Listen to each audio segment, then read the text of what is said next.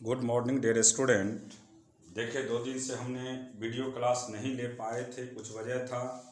आज फिर होगा क्लास और आप लोग का क्लास अब जल्द ही ऑफलाइन भी खुलने जा रहा है। जैसे गवर्नमेंट का गाइडलाइन भी आ गया है, जुलाई में क्लास खुलेगा, लेकिन उससे पहले भी हम लोग कोशिश करेंगे 25 या 26 से क्लास को ओपन किया जाए। देखिए, मान लेते हैं जहाँ तक 12th की बात है तो 12th को हम एक एक करके सभी को पढ़ाएंगे क्लास में ही फिर से। उसके अलावे जो 11th का पोर्शन बचा हुआ है उसको भी पढ़ाया जाएगा साइड से। 3-3, 3.5 घंटा 4 घंटा करके, कभी कभी संडे को बुला करके हम पढ़ाने का काम करेंगे।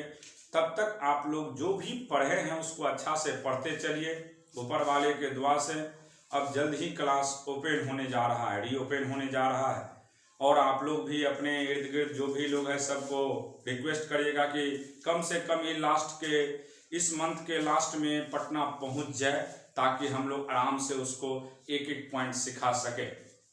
अब देखिए, हम इलेक्ट्रोस्टैटिक्स में एक रिलेशन पढ़ाने जा रहे हैं। रिलेशन क्या है, देखिए ध्यान से। Relation between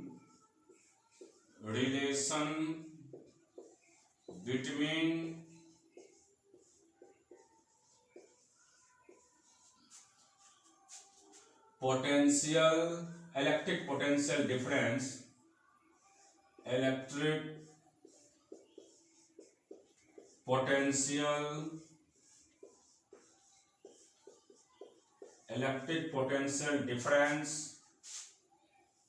electric potential difference,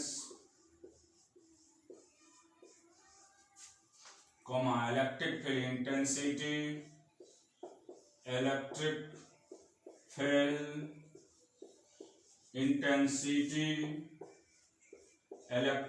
intensity, and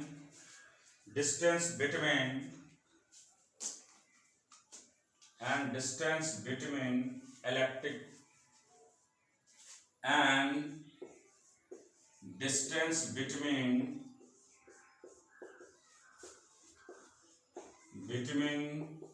potential difference।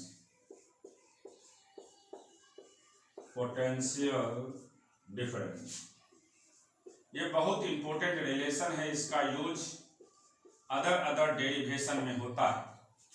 जैसे देखिए, सबसे पहले ये इलेक्ट्रिक फील्ड इंटेंसिटी का डायरेक्शन है,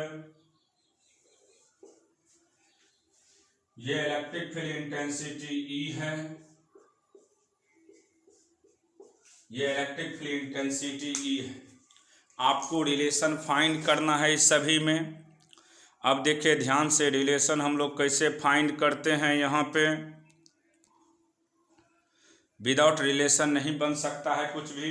देखिए, आपको रटा चुके हैं कि अगर इलेक्ट्रिक लाइंस के डायरेक्शन में चलते हैं तो पोटेंशियल का वैल्यू डिक्रीज करता है।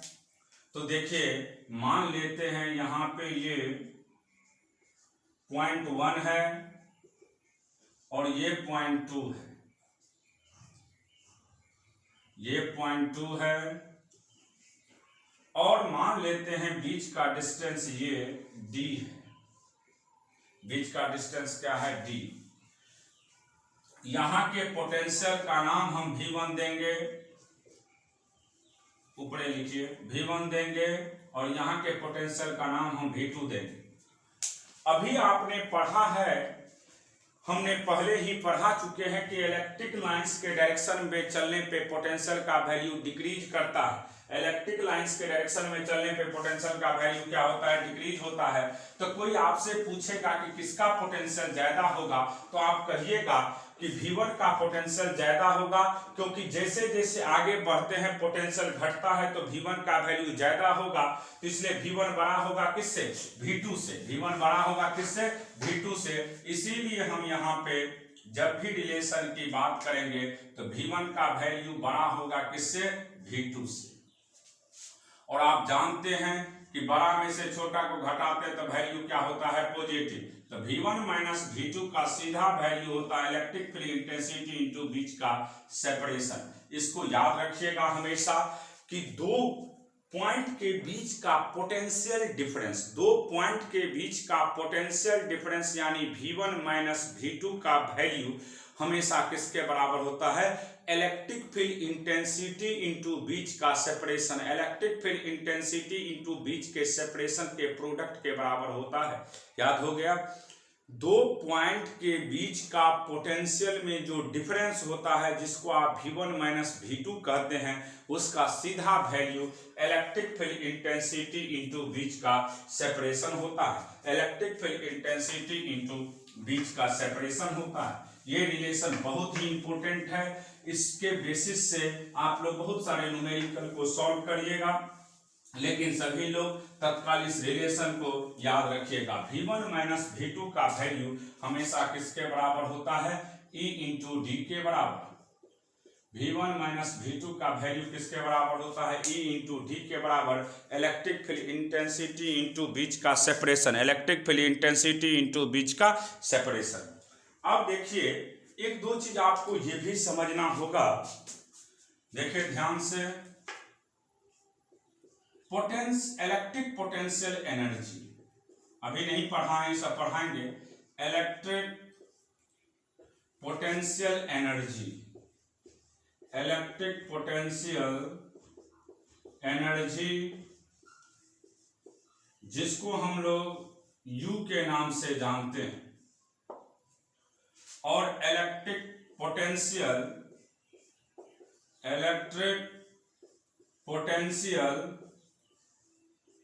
जिसको हम लोग V के नाम से जानते हैं। इलेक्ट्रिक पोटेंशियल एनर्जी को U के नाम से और इलेक्ट्रिक पोटेंशियल को किसके नाम से? V के नाम से। इलेक्ट्रिक पोटेंशियल एनर्जी को U के नाम से और इलेक्ट्रिक पोटेंशियल को V के नाम से जानते हैं, ये याद रहना चाहिए। अब देखिए दोनों में रिलेशन क्या होता है, सिंपली याद रखिएगा कि पोटेंशियल का value potential energy by charge होता है। पोटेंशियल एनर्जी बाय चार्ज के रेशियो को क्या कहते हैं? Electric potential. कोई पूछेगा कि पोटेंशियल एनर्जी और पोटेंशियल में क्या रिलेशन है, तो आप सीधा जवाब दीजिएगा कि इलेक्ट्रिक पोटेंशियल का सीधा वैल्यू होता है potential energy by charge. Potential energy by charge को क्या कहते हैं हम लोग? Electric potential. Potential energy by charge को ही क्या कहते हैं हम लोग? इलेक्ट्रिक पोटेंशियल कहते हैं, ये याद रखिएगा। अब देखिए, एक और रिलेशन फाइंड करना है, फिर तक कुछ क्वेश्चन करवाएंगे अभी उसी पे आधारित। तो देखिए कॉन्सेप्ट क्या है, बहुत इंपॉर्टेंट कॉन्सेप्ट है। ये बोर्ड में आपको डेरिवेशन दे दिया जाता है। Calculation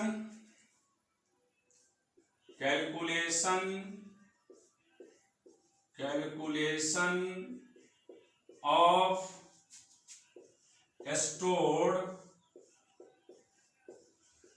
stored potential, calculation of stored potential energy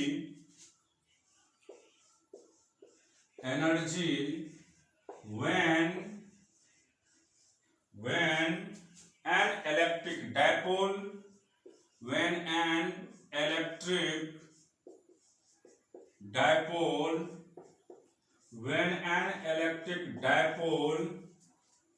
is kept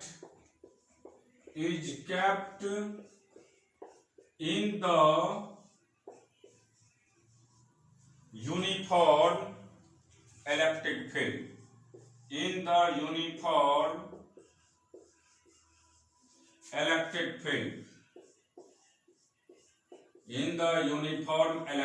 field, हमने यहाँ पे कॉन्सेप्ट लिखे हैं calculation of store potential energy. हमको किसका वैल्यू निकालना है? स्टोर पोटेंशियल एनर्जी का, जबकि हम इसको कहाँ रख रहे हैं? यूनिफॉर्म इलेक्ट्रिक फील्ड के केस में। अब देखिए समझिएगा आप लोग, थोड़ा बीच बीच में देखना भी पड़ता है। देखिए ये यूनिफॉर्म इलेक्ट्रिक फील्ड है। यूनिफॉर्म का मतलब होता है एक समान, हर एक जगह अगर डिस्टेंस सेम होता है तो उसी को यूनिफॉर्म कहते हैं। ये यूनिफॉर्म इलेक्ट्रिक फील्ड ई है, ये भी यूनिफॉर्म इलेक्ट्रिक फील्ड ई है। अब देखिए यहाँ पे मान लेते हैं ये पोटेंशियल का पॉइंट V1 है। इस पोटेंशियल के पॉइंट को हम लोग क्या कहेंगे, V1। V1 हो गया ये, और ये आपका V2 हो गया। V1 V2 दो पॉइंट का पोटेंशियल हो गया। ये 1 पॉइंट का पोटेंशियल और 2 पॉइंट का पोटेंशियल, इसका नाम V1 हो गया, उसका नाम V2 हो गया। अब देखिए यहां पे एक चार्ज लेते हैं जो कि +Q चार्ज है, और यहां पे एक चार्ज लेते हैं जिसका वैल्यू -Q है। दोनों चार्ज को चार्ज से मिला देते हैं। मिला दिए यहां से इसको, जैसे ही मिलाएंगे हम लोग, देखिए इसका नेचर पॉजिटिव है। तो आपको याद है कि अगर चार्ज का नेचर पॉजिटिव होते हैं तो field and force both are in same direction. तो इसका भी डायरेक्शन आपको फील्ड के तरफ ही होगा, फोर्स का डायरेक्शन। इसका नेचर नेगेटिव है, इसलिए जिधर फील्ड होगा उसके अपोजिट में क्या होगा, फोर्स लगेगा। जिधर फील्ड होगा उसके अपोजिट में क्या लगेगा, फोर्स लगेगा। मान लेते हैं यहां से ये डिस्टेंस आपको L दिया हुआ है। 2 पॉइंट चार्ज के बीच का डिस्टेंस कितना है, L है। और मान लेते हैं ये एंगल आपके पास क्या दिया हुआ है, थीटा दिया हुआ है। ये एंगल थीटा है, और ये डिस्टेंस आपके पास D दिया हुआ है। ये थीटा है और ये डिस्टेंस क्या दिया है, D दिया हुआ है। अब देखिए कैसे सॉल्व करते हैं हम लोग। सबसे पहला आप जानते हो यहां पे किसका वैल्यू हम बात करेंगे यहां से, तो सबसे पहले D का वैल्यू निकालिए। 1 मिनट रुक जाइए, सॉरी, इसको D मत मानिए, इस डिस्टेंस को आप D लीजिएगा, पैरेलल डिस्टेंस को। तो आप जानते हैं यहां पे cos थीटा की बात करते हैं। तो देखिए cos थीटा की बात करिए सबसे पहले। तो थीटा के सामने वाले साइड को क्या कहते हैं हम लोग, परपेंडिकुलर है, जिसपे थीटा बनता है उसको बेस कहते हैं। और 90 के सामने को क्या कहते हैं हम लोग, हाइपोटेनियस। थीटा के सामने वाले साइड को क्या कहते हैं, परपेंडिकुलर, जिसपे थीटा बनता है उसको बेस कहते हैं। 90 के सामने को हाइपोटेनियस कहते हैं। इसलिए cos थीटा का वैल्यू क्या होगा, D/L। तो यहां से D का वैल्यू हो जाएगा L cos theta. L cos theta, D का वैल्यू क्या हो जाएगा, L cos थीटा। और अभी आपने पढ़ा है कि 1 का पोटेंशियल ज्यादा होगा 2 से, तो इसलिए हम अगर सबसे पहले बात करेंगे U सिस्टम का। U सिस्टम, तो U सिस्टम का मतलब हो गया टोटल पोटेंशियल एनर्जी। तो टोटल पोटेंशियल एनर्जी किसका किसका सम होगा, U1 + U2 का। दोनों पॉइंट के पोटेंशियल के सम को हम कहते हैं टोटल पोटेंशियल एनर्जी। एक पॉइंट 1 हो गया, दूसरा पॉइंट 2 हो गया, तो दोनों का जो सम होगा उसी को हम लोग कहेंगे नेट पोटेंशियल एनर्जी। अब देखिए यहाँ पे नेट पोटेंशियल एनर्जी की बात करते हैं, तो इसका charge -Q potential V1 + Q potential V2। अब यहां से -Q कॉमन ले लीजिए, तो V1 - V2 होगा। V1 - V2 होगा, क्योंकि अभी तुरंत पढ़ाए थे कि पोटेंशियल एनर्जी और चार्ज में एक रिलेशन होता है। उसी रिलेशन का हमने यूज किया है यहाँ पे, उसी रिलेशन का हमने क्या किए हैं, यूज किए हैं। अब देखिए यहाँ पे अब रिलेशन का यूज हो गया है, -Q × V1 - V2 हो गया। अब आप लोग को समझना होगा यहाँ से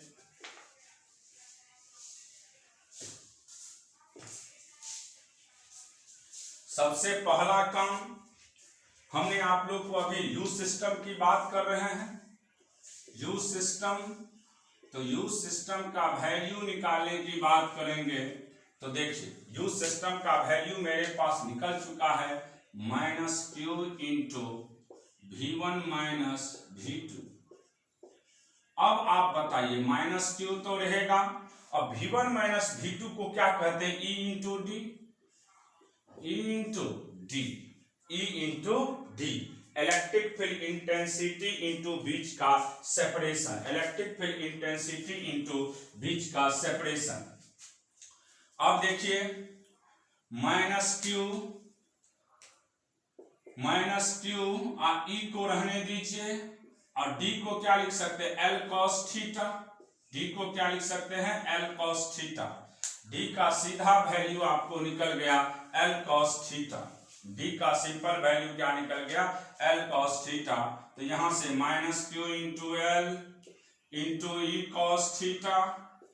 अब Q इंटू एल को आपने पढ़ा चुके हैं dipole movement. Q into L को क्या कहते हैं? Dipole movement. Q into L को क्या कहते हैं? Dipole movement. तो इसको लिखेंगे minus P E cos theta, minus P E cos theta. इसीलिए अगर हम बात करते हैं U सिस्टम का, तो U सिस्टम का सीधा वैल्यू होगा, U सिस्टम का सीधा वैल्यू होगा minus P dot E, minus P dot E यानी minus P E cos theta. तो पोटेंशियल एनर्जी अगर डायपोल के केस में कोई पूछेगा तो सीधा करिएगा minus P dot E, minus P dot E, minus P dot E, minus P dot E, या उसी को हम लोग लिखते हैं minus P E cos theta, क्योंकि डॉट प्रोडक्ट को हटाते हैं तो मैग्नीट्यूड के टर्म में लिखते हैं और इसका सीधा वैल्यू होगा minus P E cos theta.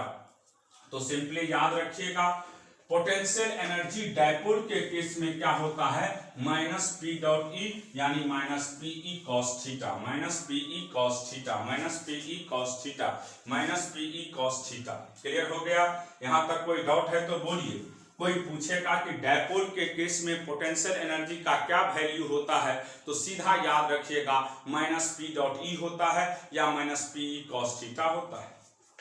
अब इसके बाद देखिए नेक्स्ट कॉन्सेप्ट की बात करते हैं कि डायपोल जब कहीं डेवलप करेगा तो क्या वहां पे ट्रांसलेशनल और रोटेशनल मोशन होगा, उसी को समझा रहे हैं।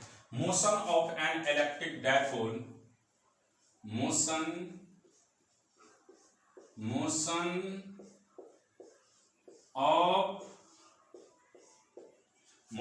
Of an electric dipole and electric dipole, motion of an electric dipole in uniform electric field, in uniform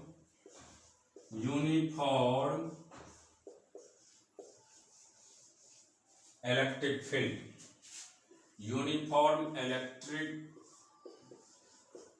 field, motion of an electric dipole in uniform electric field.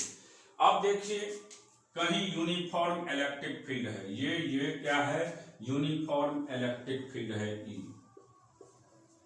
ये uniform electric field है। अब इसके अंदर में कहीं पे dipole रखा हुआ है। डायपोल का मतलब हो गया माइनस क्यू चार्ज और प्लस क्यू चार्ज, माइनस और प्लस क्यू चार्ज रखा हुआ है। अब देखिए आप जानते हैं कि दो चार्ज के बीच का अगर सेपरेशन बहुत कम होता है तो वहां पे क्या डेवलप करता है? Dipole movement. तो ये केस फर्स्ट है आपका कि यहां पे एक माइनस क्यू चार्ज है और दूसरा प्लस क्यू चार्ज है। अब देखिए इसका चार्ज का नेचर पॉजिटिव है, इसके चार्ज का नेचर नेगेटिव है। अगर पॉजिटिव चार्ज होता है तो field and force both are in same direction, तो इसका मतलब है कि इसमें फोर्स का भी डायरेक्शन इधर ही होगा। फोर्स इधर हो गया इसका और इसका फोर्स इधर होगा।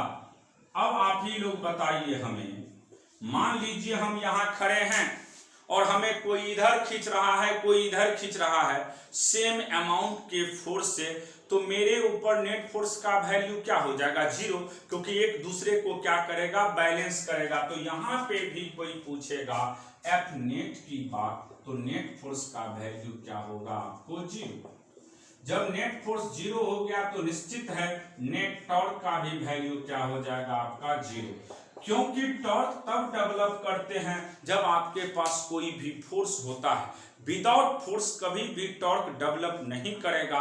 इसीलिए डायपोल को अगर किसी यूनिफॉर्म इलेक्ट्रिक फील्ड में रखते हैं तो नेट फोर्स और नेट टॉर्क दोनों का वैल्यू ऑलवेज क्या होता है 0। किसी के मन में उठेगा दूसरा कंसेप्ट में कि आपने यहाँ प्लस चार्ज दिया है और यहाँ माइनस चार्ज दिया है, तो दूसरा कंसेप्ट ये भी कह सकता है कि यहाँ माइनस दीजिए और यहाँ प्लस दीजिए, तब क्या होता है। तब देखिए अब केस सेकंड की बात कर रहे हैं, ये केस फर्स्ट था, अब हम किसकी बात करेंगे, केस सेकंड का। केस सेकंड में करेंगे क्या कि चार्ज के नेचर को अपोजिट कर देंगे। जहां पे प्लस क्यू था वहां माइनस क्यू, और जहां माइनस क्यू है वहां प्लस क्यू रख दीजिएगा। तो यहाँ पे माइनस क्यू कर दीजिए, यहाँ पे प्लस क्यू करिए। अब आपके मन में आएगा कि कुछ ना कुछ तो यहाँ होगा ट्रांसलेशनल और रोटेशनल मोशन, तो इसी को अब हम समझाएंगे। हमने चार्ज को क्या किए हैं, रोटेट कर दिए हैं। जहां पे माइनस क्यू था वहां प्लस क्यू किया और जहां पे प्लस क्यू था वहां माइनस क्यू किया। आपने रटा है कि अगर चार्ज का नेचर पॉजिटिव होते हैं तो जिधर फील्ड होता है उधर ही फोर्स डेवलप करते हैं। इसीलिए यहाँ पे फोर्स का डायरेक्शन इस तरफ होगा और यहाँ पे भी फोर्स का डायरेक्शन इस तरफ होगा। तो दोनों फोर्स, जैसे मान लीजिए हम यहाँ खड़े हैं और कोई इधर से एफ फोर्स लगा रहा है, कोई इधर से एफ फोर्स लगा रहा है, तो मेरे ऊपर अभी भी नेट फोर्स का वैल्यू क्या हो जाएगा 0। तो यहाँ पे भी अगर कोई पूछेगा आपसे कि नेट फोर्स क्या होगा तो कहिएगा 0, और यहाँ पे भी कोई पूछेगा नेट टॉर्क क्या होगा तो 0, क्योंकि यहाँ पे नेट फोर्स और नेट टॉर्क दोनों का वैल्यू क्या हो जाएगा 0, क्योंकि फोर्स एक दूसरे को क्या कर रहा है, बैलेंस कर रहा है। इसलिए ना तो यहाँ पे कोई फोर्स डेवलप करेगा, ना ही यहाँ पे कोई टॉर्क डेवलप करेगा। तो याद रखिएगा कि जब भी हम किसी डायपोल को यूनिफॉर्म इलेक्ट्रिक फील्ड के केस में रखते हैं और कोई पूछेगा आपसे कि क्या होगा फोर्स, तो याद रखिएगा नेट फोर्स और नेट टॉर्क का वैल्यू ऑलवेज क्या हो जाएगा 0। अब देखिए एक फार्मूला है जो कि बराबर 12th बोर्ड में डेरिवेशन करने के लिए देता है 2 मार्क्स में। तो लिखिएगा calculation of torque, calculation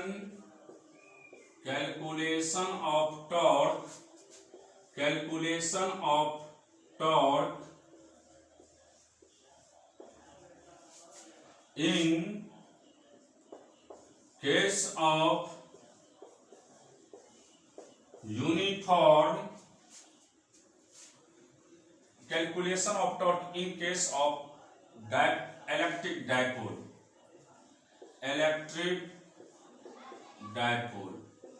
electric dipole के केस में क्या होगा टॉर्क का वैल्यू ये बताना है। तो देखिए डायपोल तब डेवलप होते हैं जब 2 इक्वल एंड अपोजिट चार्ज होता है। तो मान लीजिए यहाँ पे इलेक्ट्रिक फील्ड, हम यूनिफॉर्म इलेक्ट्रिक फील्ड ई ले रहे हैं, यूनिफॉर्म इलेक्ट्रिक फील्ड हमने ई ले लिया है, यूनिफॉर्म इलेक्ट्रिक फील्ड का वैल्यू ई दिए हैं। अब देखिए यहाँ पे यूनिफॉर्म इलेक्ट्रिक फील्ड ई है, डायपोल की बात कर रहे हैं तो एक यहाँ पे प्लस क्यू, एक यहाँ पे माइनस क्यू। देखिए यहाँ पे हमने 2 चार्ज लिया है, इसका नेचर प्लस क्यू है और ये माइनस क्यू है। अब देखिए आपको रटा चुके हैं कि अगर चार्ज का नेचर पॉजिटिव होता है तो field and force both are in same direction. तो यहाँ पे जिधर फील्ड है उधर ही क्या लगेगा, फोर्स लगेगा। तो ये फोर्स F हो गया। यहाँ पे भी फील्ड और फोर्स दोनों का डायरेक्शन एक ही तरफ होगा। अब देखिए मान लेते हैं इसको थीटा, ये अगर थीटा है बाबू तो ये भी क्या होगा थीटा। अब देखिए यहाँ पे मान लेंगे ये टोटल डिस्टेंस आपके पास L है, ये क्या है L। और यहाँ पे ये डिस्टेंस d1 नाम दीजिए। ये डिस्टेंस अगर d1 देते हैं आप लोग नाम, तो ये डिस्टेंस क्या होगा, d2 होगा। ये डिस्टेंस d2 होगा। अब देखिए ये सेंट्रल पॉइंट है O, ये सेंटर पॉइंट O है, तो आप जानते हैं O से ऊपर l/2 होगा, O से नीचे भी l/2 होगा। तो इस ट्रायंगल की बात करते हैं तो साइन थीटा की जब बात किया जाए तो साइन थीटा, थीटा के सामने वाले साइड को परपेंडिकुलर कहते हैं तो d1 बाय हाइपोटेन्यूस l/2। तो d1 का वैल्यू यहां से होगा l/2 साइन थीटा। d1 का वैल्यू क्या होगा, l/2 साइन थीटा। और आप जानते हैं d1 बराबर क्या होगा, d2 होगा।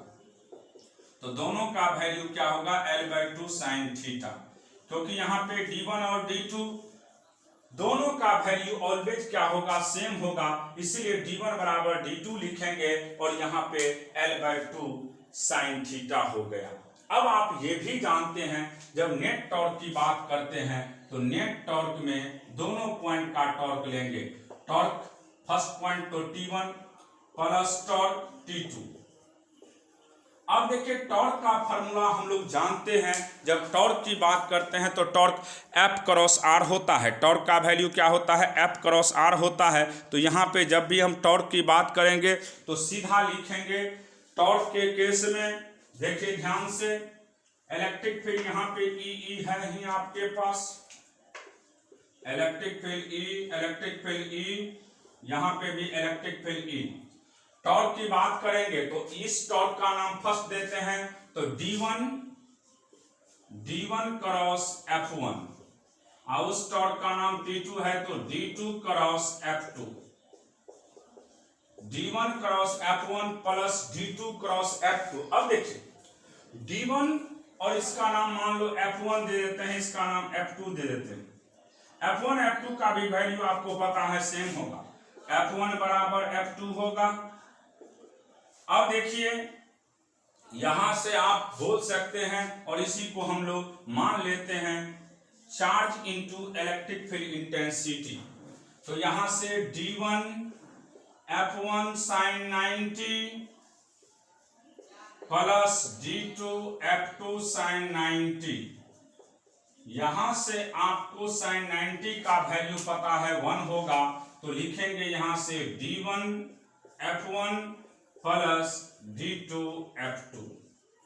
अब देखो ध्यान से d1 की बात करेंगे तो l/2 sine theta into Q into E plus l/2 sine theta QE। अब देखिए यहां से ये जुट जाएगा तो हो जाएगा LQ sine theta into E, यहां से Q into LE sine theta. अब आप जानते हैं इसको डायपोल मोमेंट P कहते हैं, PE साइन थीटा। टॉर्क का वैल्यू क्या हो गया, PE साइन थीटा। टॉर्क का सीधा वैल्यू क्या हो गया, PE साइन थीटा। अब देखिए जब PE साइन थीटा निकल गया है तो आप सीधा इसको लिख सकते हैं। टॉर्क की बात करिएगा, P साइन थीटा निकल गया है मेरे पास। तो नेट टॉर्क की जब बात किया जाएगा तो नेट टॉर्क का सीधा वैल्यू होगा PE, क्योंकि Q इंटू एल को डायपोल मूवमेंट कहते हैं। Q इंटू एल को किसके नाम से जानते हैं, डायपोल मूवमेंट के नाम से। ये मैग्नीट्यूड का फॉर्म होगा, जब वेक्टर के फॉर्म में लिखेंगे तो इसका सीधा वैल्यू होगा P cross E। P cross E को क्या कहेंगे, ये बोर्ड में 2 मार्क्स में डेरिवेशन देता है, नहीं तो ऑब्जेक्टिव में ये फार्मूला ही देता है। नीट में भी इस पे क्वेश्चन दिए जाते हैं, इसलिए बहुत इंपॉर्टेंट है। चाहे वह 12th के बच्चे हो या टारगेट के लिए हो, रट जाइएगा कि नेट टॉर्क डायपोल के केस में क्या होता है, P cross E। Net torque dipole के केस में क्या होता है, P cross E। Net torque dipole के केस में क्या होता है, P क्रॉस E। क्लियर हो गया। नेट टॉर्क का वैल्यू कोई पूछेगा कि डायपोल के केस में क्या होता है तो P क्रॉस E। अब देखिए ये तो हो गया नेट टॉर्क का वैल्यू कहाँ, डायपोल के केस में कोई पूछ देगा और डेरिवेशन जब देगा तो वह 2 नंबर में देगा, और अगर फार्मूला पूछेगा तो 1 मार्क्स में पूछेगा। तो नेट टॉर्क का वैल्यू सिंपली रट जाना है। डायपोल के केस में क्या होता है, P क्रॉस E या PE sine theta, P cross E या PE sine theta, P cross E या PE साइन थीटा। अब देखिए एक क्वेश्चन है, क्वेश्चन आपको कह रहा है, सबसे पहले देखिए डायग्राम है, ये डायग्राम आपके पास गिवन है, यहां पे -q + q दिया हुआ है, डायपोल है -q + q, -q + q,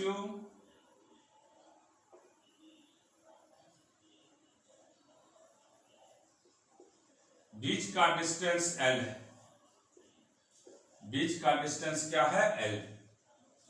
एक डायपोल, क्वेश्चन है a dipole is rotate, a dipole is rotate through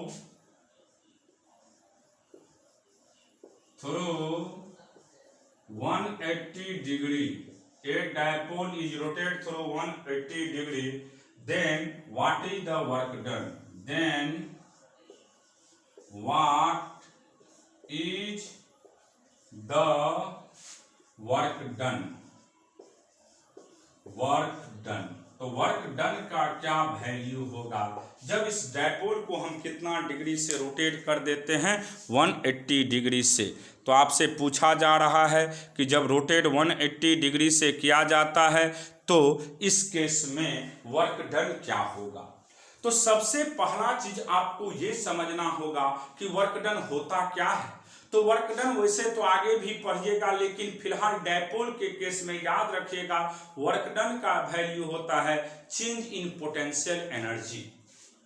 ये VBI करके लिख देते हैं। सबसे पहले फार्मूला, वर्क डन बराबर होता है, वर्क डन जिसको W के नाम से जानते हैं, इसका सिंपल फार्मूला होता है change in potential energy. PE को क्या कहते हैं हम लोग, potential energy. Change in potential energy delta U, यानी final potential energy minus initial potential energy को ही हम लोग क्या कहते हैं, वर्क डन। तो वर्क डन की जब भी बात करेगा तो सिर्फ याद रखिएगा कि वर्क डन का सीधा वैल्यू होता है चेंज इन पोटेंशियल एनर्जी।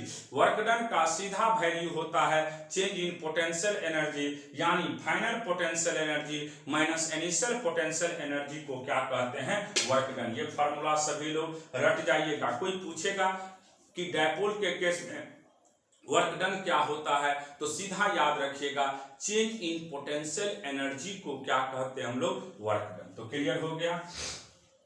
अब देखिए, अब क्वेश्चन को सॉल्व करना हमें। वर्क डन का तो सीधा फार्मूला हो गया चेंज इन पोटेंशियल एनर्जी। जब हम इसको सॉल्व करते हैं तो देखिए ध्यान से, सबसे पहला काम है कि यही आपके पास डायग्राम दिया है इनिशियली, तो इनिशियली जैसा डायग्राम रहेगा वैसा ही आप बनाओगे।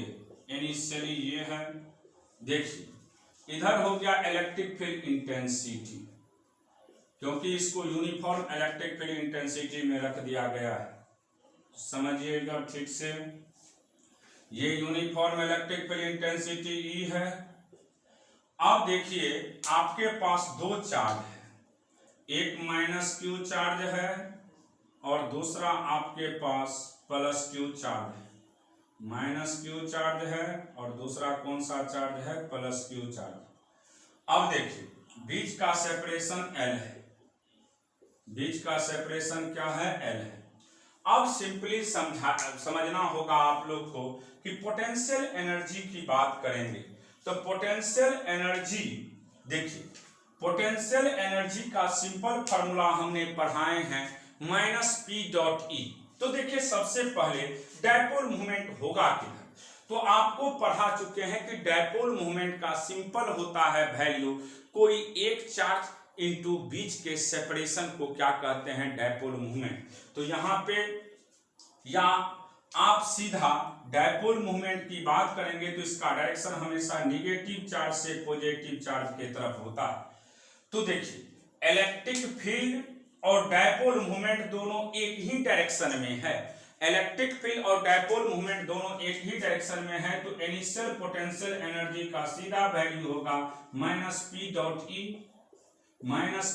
ई यानी माइनस पीई कॉस कितना डिग्री, 0 डिग्री। क्यों? क्योंकि दोनों का एक ही डायरेक्शन है, तो यहां से इसका सीधा वैल्यू हो गया माइनस पीई इनिशियल केस में। क्योंकि आपको हम रटा चुके हैं कि डायपोल मूवमेंट का डायरेक्शन हमेशा निगेटिव चार्ज से पॉजिटिव चार्ज की तरफ होता है, निगेटिव चार्ज से पॉजिटिव चार्ज की तरफ होता है। अब फाइनली इसको कितना से रोटेट किया गया है, 180 डिग्री से। पहले इनिशियली याद रखिएगा, अब इसके बाद फाइनली कह रहा है इसको कितना डिग्री से रोटेट कर दिया गया है, 180 डिग्री से आप रोटेट कर दोगे। जैसे ही इसको 180 डिग्री से रोटेशन होगा उसके बाद आपको वैल्यू अपने आप निकलने लगेगा। देखिए कैसे इसको हम लोग रोटेट कर रहे हैं 180 डिग्री से। जैसे ही इसको 180 डिग्री से रोटेशन होगा आपको इसका सीधा वैल्यू निकलने लगेगा। देखिए यहाँ पे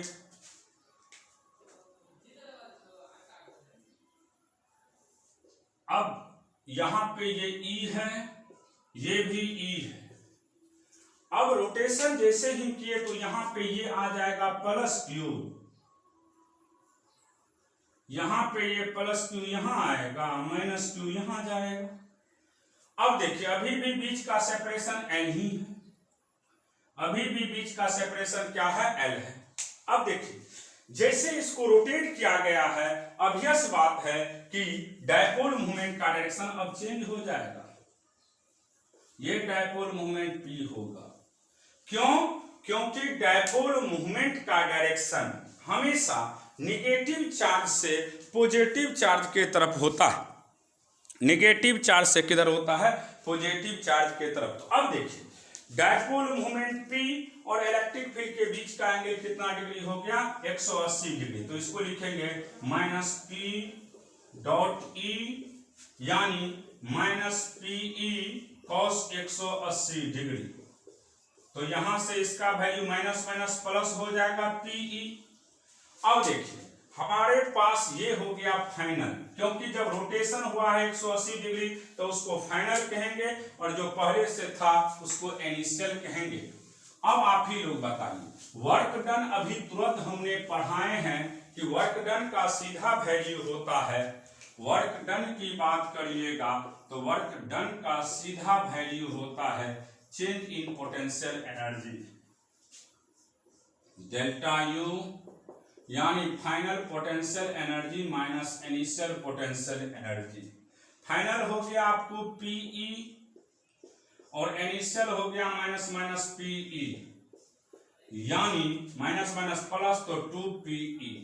तो डायपोल मूवमेंट वर्क डन की बात करते हैं तो सिंपली याद रखिएगा चेंज इन पोटेंशियल एनर्जी यानी final potential energy minus initial potential energy और इसका वैल्यू क्या हो गया 2पीई।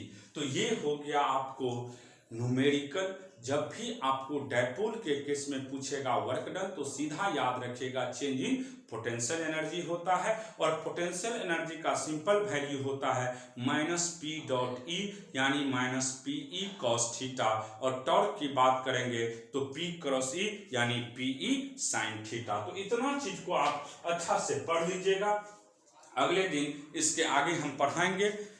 ठीक है, यहाँ तक पढ़ करके अच्छा से इसको दिमाग में सेट कर